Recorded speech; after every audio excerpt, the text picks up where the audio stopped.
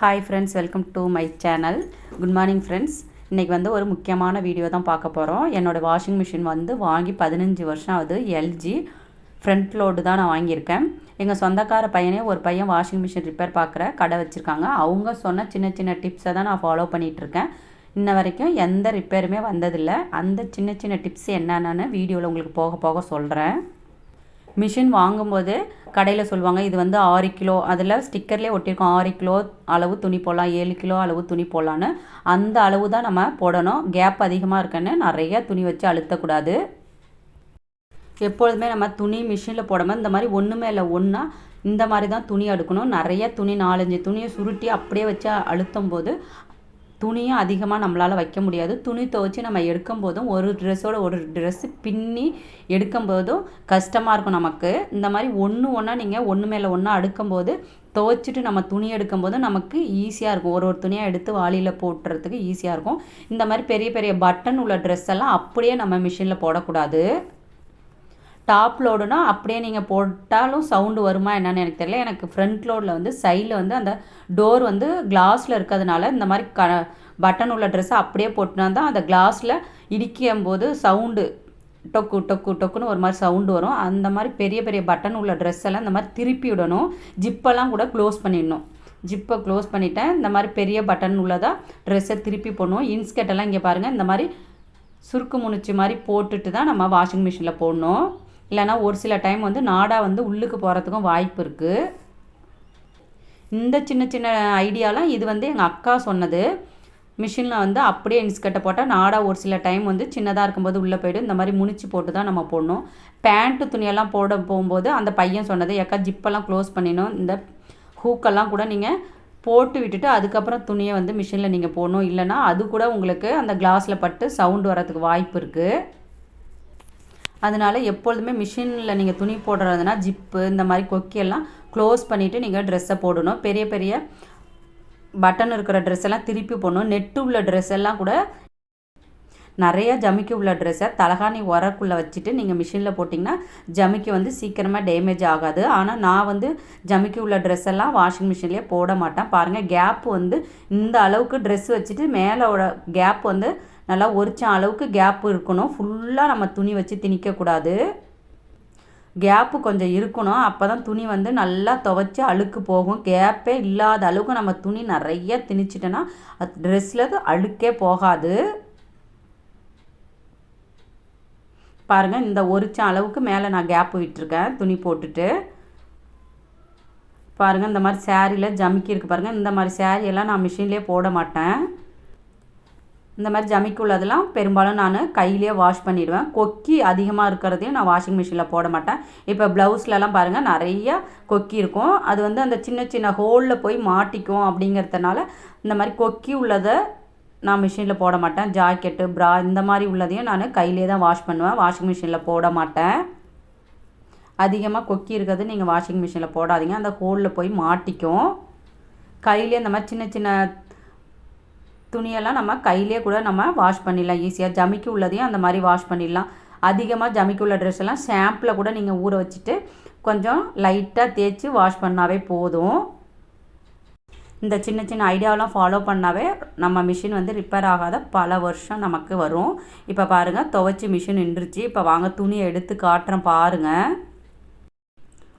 ஒரு துணியாக அடுக்கிறதுனால ஒன்றோட ஒன்று பின்னல் விழுகாத ஒரு துணியை நம்ம எடுக்கிறதுக்கு ஈஸியாக இருக்கும். மிஷினை நம்ம வீட்லேயே 2 months 3 monthsக்கு ஒரு எப்படி க்ளீன் பண்ணுறது, எப்படி நம்ம சுத்திகரிக்கிறது எல்லாம் பார்க்க போகிறோம்.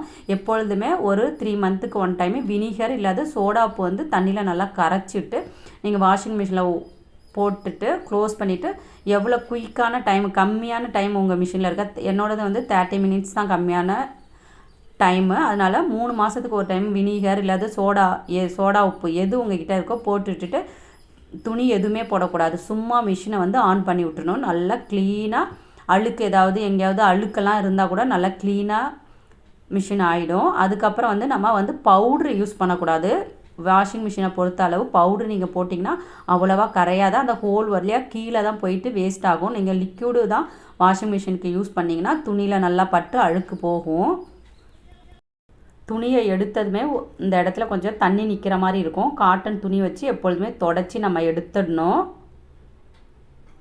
இந்த மாதிரி தொடச்சி எடுத்துடுங்க.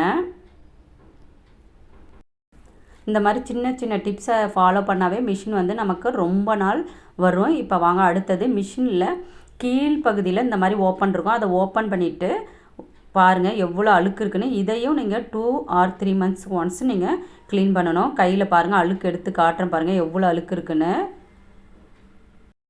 2 மாதத்துக்கு 3 மாதத்துக்கு ஒரு டைம் நீங்கள் இந்த அழுக்கெல்லாம் நீங்கள் க்ளீன் பண்ணி எடுத்துட்டிங்கன்னா மிஷின் வந்து நல்லா தண்ணி வந்து துவைக்கிற தண்ணி நல்லா அழுக்கு போகிறதெல்லாம் இந்த இடத்துல தான் இந்த அழுக்கெல்லாம் ஸ்டோர் ஆகுது பாருங்கள். நம்ம ட்ரெஸ்ஸில் இருக்கிற பட்டனாக இருக்கட்டும், கொக்கியாக இருக்கட்டும், ஊக்காக இருக்கட்டும், பிஞ்சதெல்லாம் இந்த ஹோல் வழியாக தான் வரும். அதனால் 2 மாதம் 3 மாதத்துக்கு ஒரு டைம் இந்த இடத்த நம்ம க்ளீன் பண்ணிகிட்டே இருக்கணும். க்ளீன் பண்ணாத விட்டிங்கன்னா அழுக்கு அதிகமாக சேர்ந்து அந்த ஹோலே க்ளோஸ் ஆகிடும். பாருங்கள் கழுவி காட்டுற எவ்வளோ அழுக்கு வருதுன்னு. நீங்களும் இந்த மாதிரி தான் உங்கள் மிஷினை வந்து க்ளீன் பண்ணுவீங்களா என்னான்னு சொல்லுங்கள் ஃப்ரெண்ட்ஸ். எனக்கு மிஷினை க்ளீன் பண்ணுற பையன் சொன்னது 2-3 மாதத்துக்கு ஒரு டைம் இந்த மாதிரி நீங்கள் க்ளீன் பண்ணாவே போதுக்கா, மிஷின் வந்து ரொம்ப நாள் உங்களுக்கு உழைக்கும் அப்படின்னு சொன்னாங்க. இன்னொரு இடமும் முக்கியமான இடம் இருக்குது. உப்பு தண்ணியாக இருந்தால் கூட மிஷின் வந்து நமக்கு வந்து ரொம்ப நாள் வரும். சிலர் சொல்லுவாங்க உப்பு தண்ணியில் இருக்கிறதுனால வாஷிங் மிஷின் வந்து சீக்கிரமாக ரிப்பேர் ஆகிடுச்சு, எங்களுது வந்து உப்பு தண்ணி அதனால தான் 4 வருஷம்தான் மிஷின் வந்தது, அதுக்குள்ளே ரிப்பேர் ஆகிடுச்சு அப்படின்னு சொல்லுவாங்க. நீங்கள் இந்த மாதிரி க்ளீன் பண்ணி மிஷினை வச்சுக்கிட்டிங்கன்னா ரொம்ப நாள் வரும். ட்ரை பண்ணி பாருங்கள். நம்ம தண்ணியில் இருக்கிற உப்பு அழுக்கெல்லாம் ஸ்டோர் ஆகிற இடத்தையும் நான் க்ளீன் பண்ணி காட்டுறேன். இப்போ பாருங்கள் இதெல்லாம் தேய்ச்சி நல்லா ப்ரஷ் வச்சு நல்லா தேய்ச்சி நம்ம க்ளீன் பண்ணிடணும். பாருங்கள் எவ்வளோ அழுக்கு இருக்குன்னு. எல்லாத்தையும் ப்ரஷ் வச்சு நல்லா தேய்ச்சிட்டு அதுக்கப்புறம் போடணும். இந்த மாதிரி வீட்டில் ரெஸ்ட்டாக இருக்கிற டைமில் நம்மளே மிஷினை க்ளீன் பண்ணி போட்டுக்கிட்டால் ரொம்ப நாள் மிஷின் வந்து ரிப்பேர் ஆகாத வரும். ஏதாவது சின்ன அடைப்பு இருந்தால் கூட நம்ம வந்து க்ளீன் பண்ணுறதுக்கு ஆள் கூப்பிட்டோன்னா வந்து பார்த்துட்டு கை வச்சாவே மிஷினில் கை வச்சு என்னான்னு பார்த்தாவே 500 ரூபா உடனே எடுங்க அப்படிம்பாங்க. இந்த சின்ன சின்ன வேலையெல்லாம் நம்மளே க்ளீன் பண்ணி வச்சுட்டோன்னா இந்த மிஷின் வந்து ரொம்ப நாள் வரும். இப்போ முன்பகுதியை க்ளீன் பண்ணிட்டேன். இப்போ வாங்க பின்பகுதியை பார்க்கலாம். மிஷினை ஒரு வீட்டிலேருந்து இன்னொரு வீட்டுக்கு வாடகை வீடாக இருந்தாலும் சரி சொந்த வீட்டுக்கு மாற்றும் போது பார்த்து மாற்றணுங்க. பாருங்கள் எங்களோடலாம் மிஷின் வந்து லைட்டாக கீறி இருக்குது பாருங்கள். இப்போ வந்து நம்ம பின்பகுதியை வந்து திறக்கங்காட்டியும் அந்த டேப் தண்ணி வர டேப் வந்து க்ளோஸ் பண்ணிடணும். ஏன்னா பின்னாடி ஓப்பன் பண்ணும்போது டேப் வந்து ஓப்பன்லேயே இருந்ததுன்னா தண்ணி ஒழுகிறதுக்கு வாய்ப்பு இருக்குது. அதனால் நல்லா மூடிட்டு அதுக்கு பிறகு தான் பின்னாடி நம்ம வந்து ஓப்பன் பண்ணோம். இப்போ பாருங்கள் பின்பகுதியை ஓப்பன் பண்ணி காட்டுறேன். இப்போ அந்த டேப்பை ஓப்பன்லேயே இருந்ததுன்னா இந்த இடத்துல நமக்கு தண்ணி ஒழுகும். அதுக்காக தான் அதை க்ளோஸ் பண்ணிட்டோம். இப்போ க்ளோஸ் பண்ணிவிட்டு தான் இந்த பின்பகுதியில் இருக்கிற இந்த டேப்பை வந்து நம்ம ஓப்பன் பண்ண போகிறோம். ஒரு சிலர் சொல்லுவாங்க எங்கள் தண்ணி உப்பு தண்ணி அதனால தான் மிஷின் வந்து 4 வருஷம்தான் எனக்கு வந்தது, அதுக்குள்ளே ரிப்பேர் ஆகிடுச்சு அப்படின்னு சொல்லுவாங்க.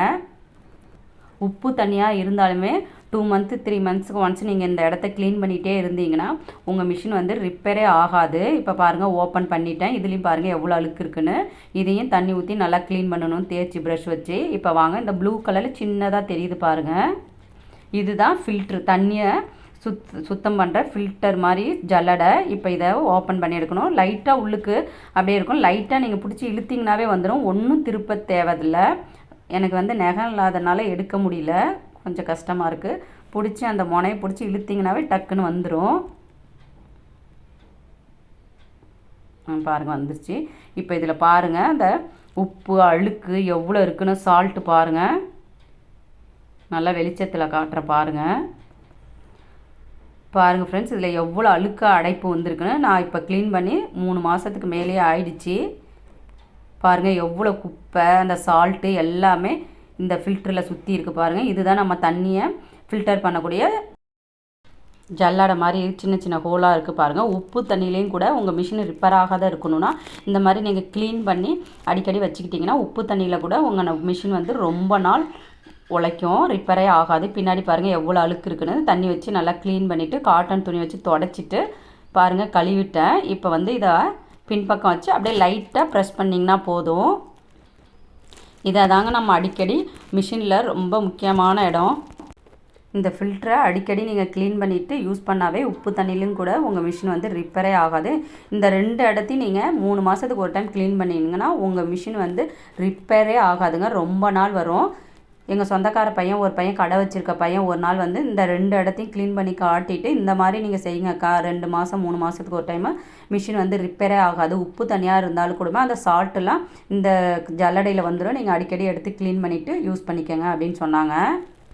அதே மாதிரி தாங்க இன்ன வரைக்கும் நாங்களே க்ளீன் பண்ணிகிட்ருக்கோம். இப்போ வந்து தண்ணியை திறந்து விட்டுணும். ஒரு சிலர் வந்து மிஷினில் துணி போடும்போது தான் டேப் வந்து ஓப்பன் பண்ணி வைப்பாங்க, மற்ற டயத்தில் க்ளோஸ் பண்ணிவிடுவாங்க. நான் ஆனால் எப்பொழுதுமே இந்த தண்ணி வர டேப் வந்து ஓப்பனில் தான் வச்சுருப்பேன். பாருங்கள், ஓப்பன் பண்ணி வச்சுட்டேன். ஓப்பன் பண்ணி வேணாலும் வச்சுக்கலாம், க்ளோஸ் பண்ணி வேணாலும் வச்சுக்கலாம். அது உங்களோட விருப்பம் தான் ஃப்ரெண்ட்ஸ். இந்த வீடியோ பார்த்துட்டு பிடிச்சிருந்தா லைக் பண்ணுங்கள், சப்ஸ்கிரைப் பண்ணுங்கள், உங்கள் ஃப்ரெண்ட்ஸ் அண்ட் ஃபேமிலிக்கு ஷேர் பண்ணுங்கள். தேங்க்யூ.